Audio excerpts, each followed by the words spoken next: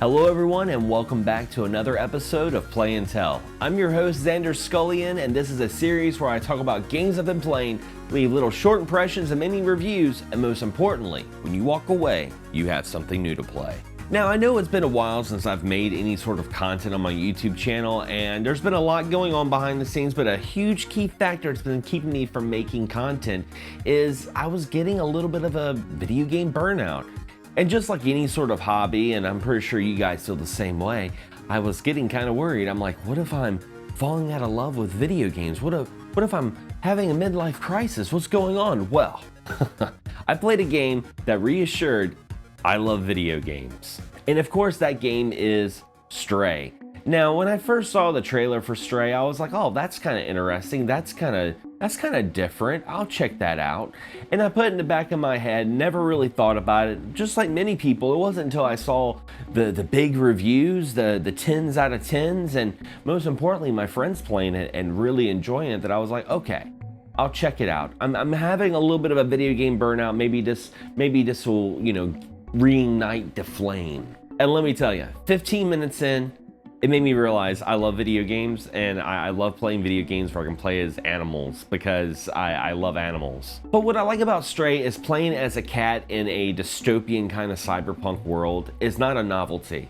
They took this very, very seriously. I know that sounds weird. I mean, of course you can run around, you can scratch the walls, you can do cat things, but the game itself is a puzzle platformer, and it's kind of unraveling the mystery of human civilization.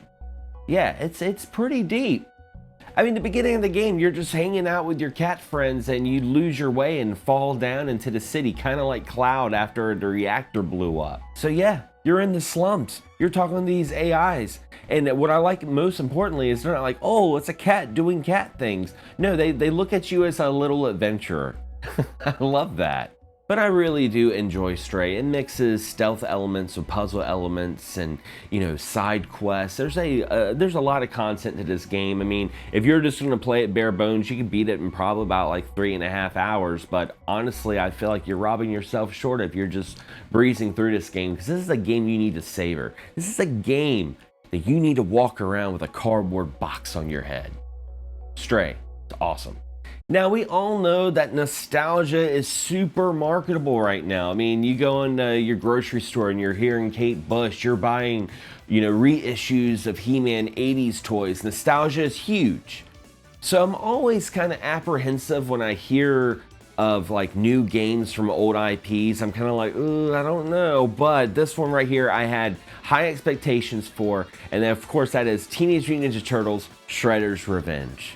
Tribute Games lives up to their name when they developed this game. This is a tribute to the 80s TMNT cartoons that we watched as a kid.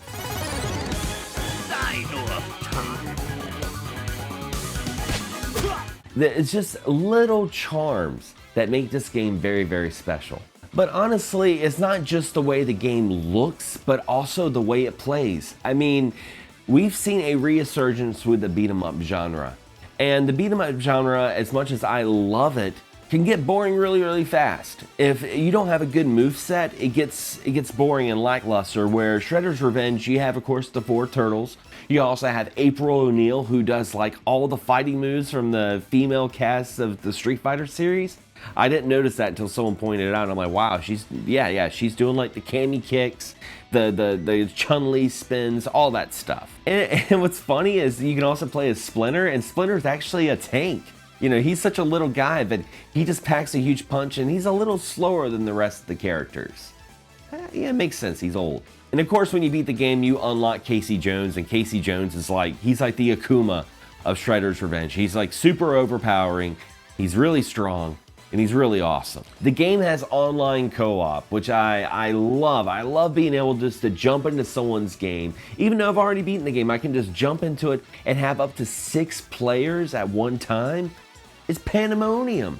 But no, I absolutely love Teenage Mutant Ninja Turtles Shredder's Revenge. I bought it digital on the Switch. I will buy it physical when it releases in October. Now, a little underrated game that I really enjoyed on the Neo Geo is Ganryu.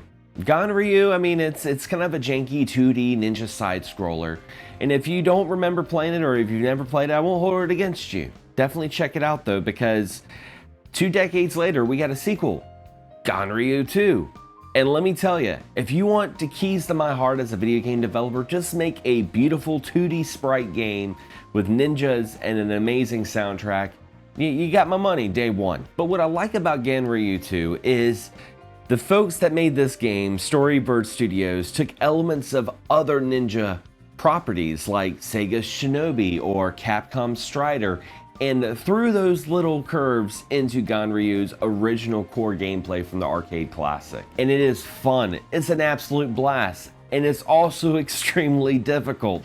I will say that's one caveat with Ganryu 2 is this game is pretty hard. I mean, admittedly, it took me a while to beat the first stage.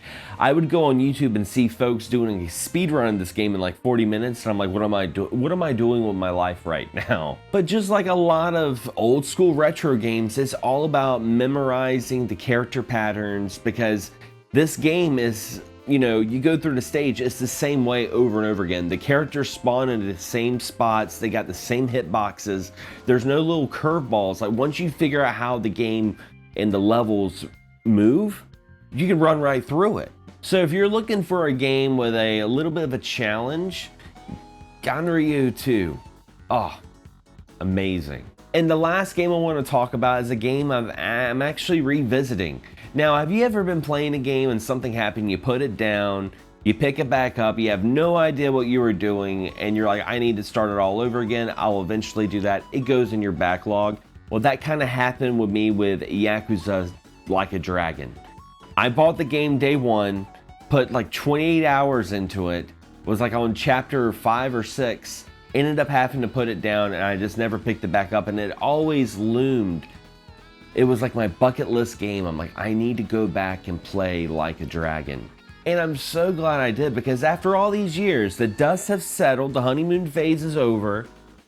I will still, on my hill, say that Like a Dragon is one of the best JRPGs I've played in a very, very long time. I mean, I already really love the Yakuza series. I love the serious crime drama mixed with this whimsical kind of comedic side quest, but also its deep character development, and it really transcends really well with the JRPG genre. I mean, when you're playing as Ichiban, and you know, you're just this underling Yakuza that really looks up to your boss, and your boss betrays you, you go to prison for 18 years and you come back with literally nothing.